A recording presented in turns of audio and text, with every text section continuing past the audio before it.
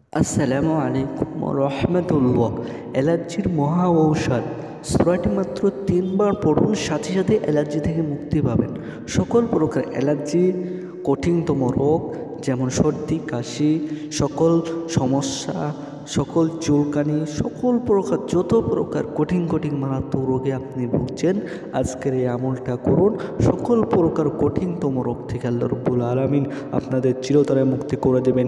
নবী করিম সাল্লাল্লাহু আলাইহি ওয়াসাল্লাম হাদিস শরীফে জানিয়েছেন, যে সকল ব্যক্তি এই সূরাটির আমল করবে, এই সূরাটির দ্বারা চিকিৎসা নেবে, আল্লাহ রাব্বুল আলামিন সেই সব ব্যক্তিদেরকে সাথে সাথে রোগ থেকে মুক্তি করে দেবেন।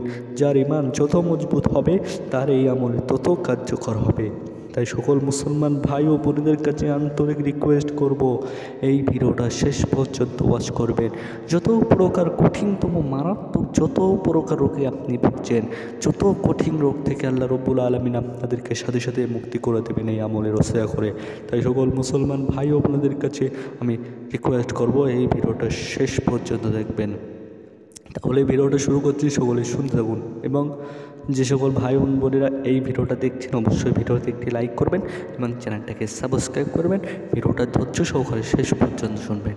এই আমলটা করার সঠিক নিয়ম কারণ জানতে হবে, তারপর আমলটি করতে হবে। কিভাবে করতে হবে জেনে নেন। এই আমলটা করতে হলে অবশ্যই নামাজের পরে করতে হবে। যে কোনো নামাজ, ইশা, ফজর, মাগরিব, জোহর, আসর, যে কোনো নামাজের শেষে আমলটি করতে পারবেন। ধরেন আপনি নামাজ পড়ছেন, আসরের নামাজের শেষে আমলটি করবেন। কিভাবে করবেন? প্রথমে আপনি নামাজটা আদায় করবেন, তারপরে আপনি 1 গ্লাস পানি নেবেন। 1 গ্লাস পানি, কাঁচের গ্লাসে, জমজমের পানি হলে খুব ভালো, না হলে এমনি সাধারণত পানি হলে হবে। নিয়ে নেবেন, নিয়ে আপনি পানিটা আপনার সামনে রাখবেন, কয়েকবার ইস্তেগফার করবেন। তারপরে কি করবেন? 7 বার দুরূদ ইব্রাহিম পড়বেন, তারপরে 3 বার সূরা ফাতিহা পড়বেন। তারপরে কোরআনের একটি আয়াত আছে, এই আয়াতটা পড়বেন, ওয়াইদা মারিতু ফাহুয়া ইয়াশফিন, ওয়াইদা মারিতু ফাহুয়া ইয়াশফিন। তারপর আপনি এই আয়াতটা পড়বেন, ওয়ানুনাজ্জিলু মিনাল কুরআনি মা হুয়া শিফাউ ওয়া রাহমাতুল লিল মুমিনিন, ওয়ানুনাজ্জিলু মিনাল কুরআনি মা হুয়া শিফাউ ওয়া রাহমাতুল লিল মুমিনিন। এই আয়াতটি 3 বার পড়বেন। সূরা ফাতিহা 3 বার পড়বেন, আবার এই আয়াতটি 3 বার পড়বেন, ওয়াইদা মারিতু ফাহুয়া ইয়াশফিন, এই আয়াতটি 3 বার পড়বেন। তারপরে 7 বার সূরা ফাতিহা পড়বেন,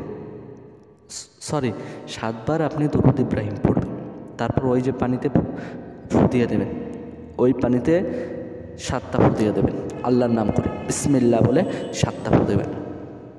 আপনি কীভাবে আমলটি করবেন? প্রথমে 7 বার সূরা ফাতিহা, প্রথমে 7 বার দুরূদ ইব্রাহিম পড়বেন, তারপর 3 বার সূরা ফাতিহা পড়বেন, তারপর 3 বার ওয়াইদা মারিতু ফাহুয়া ইয়াশফিন, এই আয়াতটি 3 বার পড়বেন।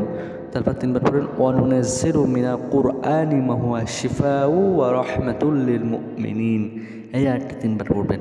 তারপর 7 বার দুরূদ ইব্রাহিম পড়বেন, তারপর ওই পানিতে ফু দিয়ে দেবেন। আমি আবারও বলছি, প্রথমে 7 বার দুরূদ ইব্রাহিম, 3 বার সূরা ফাতিহা, তারপর 3 বার পড়বেন ওয়াইদা মারিতু ফাহুয়া ইয়াশফিন। তারপর আপনি ওয়ানুনাজ্জিলু মিনাল কুরআনি মা হুয়া শিফাউ ওয়া রাহমাতুল লিল মুমিনিন, এই আয়াতটি 3 বার পড়বেন।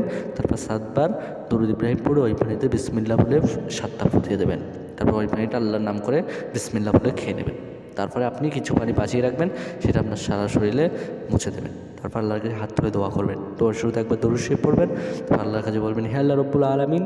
নবী করিম সাল্লাল্লাহু আলাইহি ওয়াসাল্লাম হাদিস শরীফে বলেছেন, কোনো ব্যক্তি যদি সূরা ফাতিহার ওসিলা করে আল্লাহ আপনার কাছে দোয়া চাই, রোগ থেকে মুক্তি চাই, আপনি তো বলেছেন মুক্তি দিয়ে দেবেন। নবী করিম বলেছেন, আপনার হাবিব বলেছেন, তাহলে আল্লাহ রাব্বুল আলামিন সূরা ফাতিহার ওসিলা করে আমার সকল প্রকার রোগ থেকে আপনি মুক্তি করে দিন। এইভাবে যদি দোয়া করতে পারেন, আল্লাহ অবশ্যই কবুল করবেন। আশা করি বুঝতে পেরেছেন।